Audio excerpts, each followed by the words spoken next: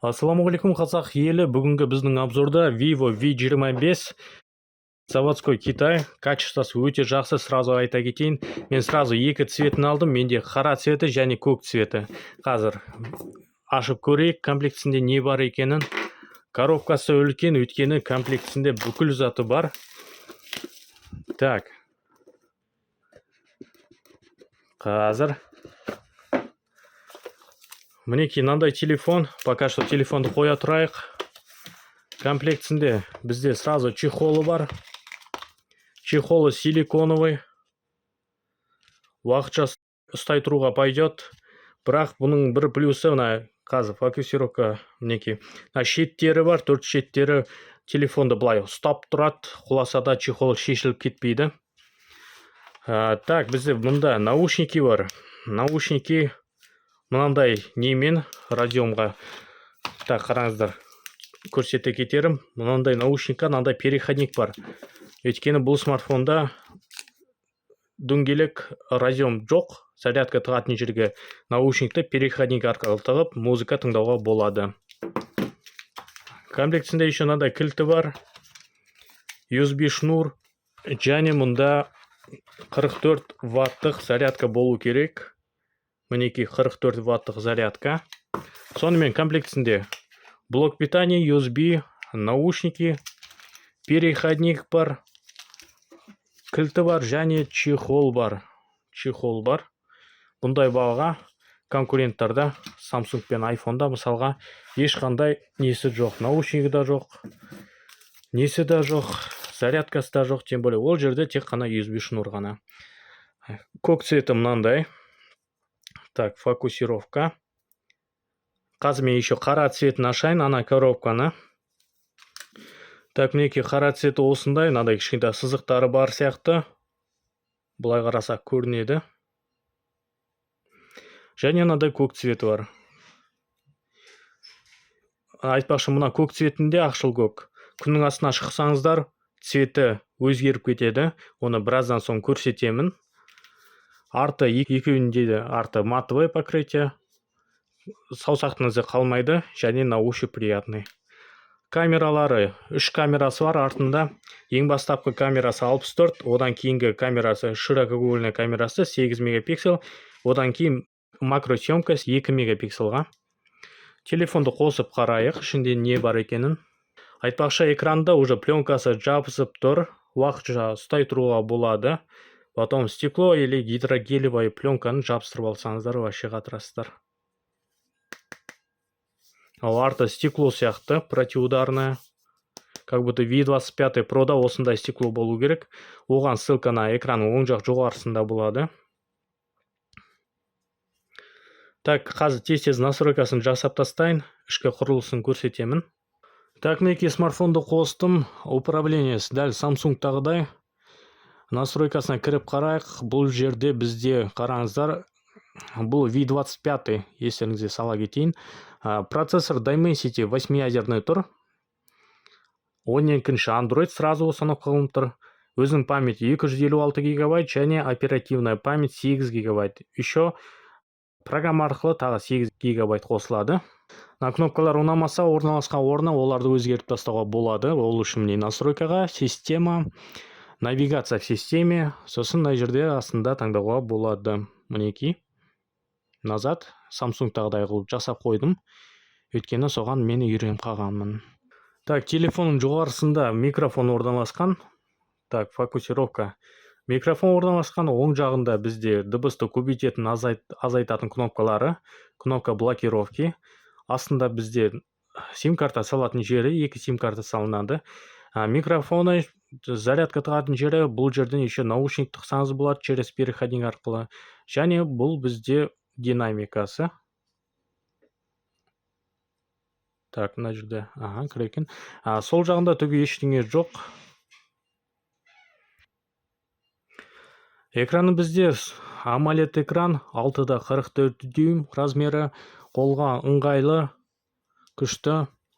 Сосын мына жерден біз настройка кірейік. Қазір сіздер көрсете кетейін сразу. Частота обновления экрана дегенге кірсеңіздер, мына жерден 90 герцті таңдасаңыздар болады. 90 герцке қойсаңыздар, анимация бүкілі плавно түрде жұмыс жасайды, көзге приятно болады. Бұның алдыңғы камерасы 50 мегапикселға фотоға өте жақсы түсіреді. Фокусировка по глазам деген бар. Былай селфи 4-5 адам тұрып селфиға түссеңіздер, әр адамның түрі анық көрінетін болады. Динамикасын тоқтала кетейік. Динамикасы бұл жерде біреу астында ғана, яғни видео, музыка тыңдаған кезде звуктың бүкілі осы астынан шығатын болады. Громкостьтің качествосын тыңдай кетейік.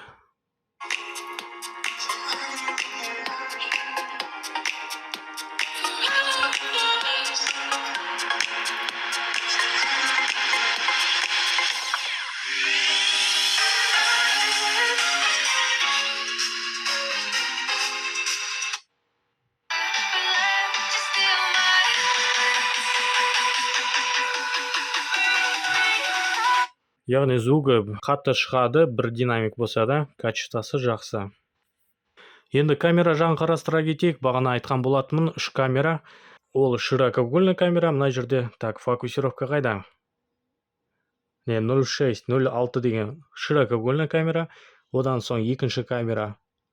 Бізде обычная камера 64 мегапикселді. Және үшінші камераны қосу үшін, мына макросъемканы қосу үшін, мына жерде гүлдің суреті тұр. Так. Мінекей гүлдің суреті тұр, соған бассаңыздар, мінекей бастым. Енді жап-жақын жерде бірдеңелерді көрсеңіз болады. Мінекей менде қолымда тряпка. Жақын жерде фотоға түсірсеңіздер, жақсы качествода жаңағы точкаларына дейін көрінетін болады. HDR режимді поддерживать етеді, фотоға жақсы түсіреді деп ойлаймын. Видеоның качествосын көрейік. Видео қараңыздар. Стабилизация поддерживать етеді, HDR. Сосын мұнда біз 1080 качествода Full HD-да видео түсірсек болады. 4К 30 кадр ғана болады екен, 60 кадр болмайды. Оны қазір сыртқа далаға шығып, фотоға видео түсіріп көрсетемін. Сосын мына артын цветін өзгеретінін көрсетемін. Так, мінекей достар, фото-видеоға түсірдім, соларды көрсете кетейін. Менде основная камераға, қазір фокусировка. Основная камераға түсіргенім.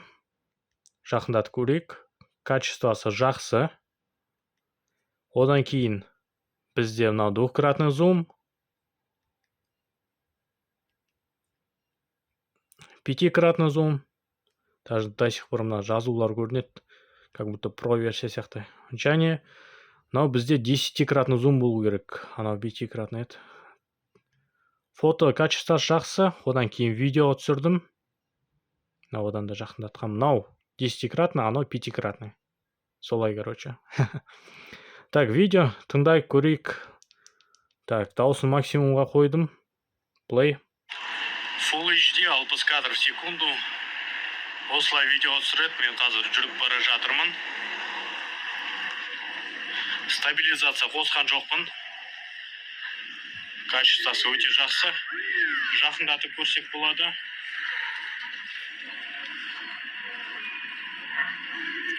Так, максимум бізде 10x екен. Так, одан кейінгі видео. 4К 30 кадр, 60 кадр, к сожалению, қоя алмадым, қойылмайды екен. Стабилизация қосылып тұрған жоқ. Осылай түсіреді. Жақындатсақ болады. Қазір жақындатып көрейік қане. Әжептәуір жақындайды екен. Так, максимум 10x.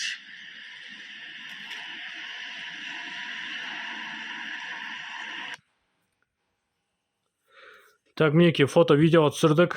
Айтарым, фотоға жақсы түсіреді екен, видеоға да тоже жақсы. Стабилизация қоспаған түрім осы. Қоспай түсірдім. Сонда да стабилизация нормально, более-менее нормально жұмыс істеп берді. Качествосы вообще жақсы екен. Айтпақшы, мына цветті күнге шығып өзгерттім. Қазір видеоның жалғасынан көресіздер. Так, мінекей достар, цветі өзгеріп кетті. Артқы цветі өткен күннің астында мен ұстап тұрдым біраз уақыт. Міне өзгерген түрі. Камераның жаны өзгермеген түрі. Прям өте жақсы көрінеді, әдемі көрінеді. Қолға жағымды, саусаққа жағымды сезіледі. Жалпы достар, телефон осындай. Бұның бағасы, по-моему, 260 мың теңге. Бұндай бағаға бұл жерде максимум комплектациясы бүкілі бар. Зарядка, USB, наушники, чехолына дейін бар. Экранда даже пленкасы жабысып тұр. Бұндай бағада мен енді қайталап айта беремін, енді Samsung пен iPhone-да ештеңе жоқ комплектісінде. Тек қана шнурларда. Экран жақсы, камерасы жақсы, заряды ұзаққа жетеді, быстро зарядка бар, одан артық не керек. Сонымен, видео ұнаса лайк басыңыздар, каналға тіркелуді ұмытпаңыздар. Сау болыңыздар.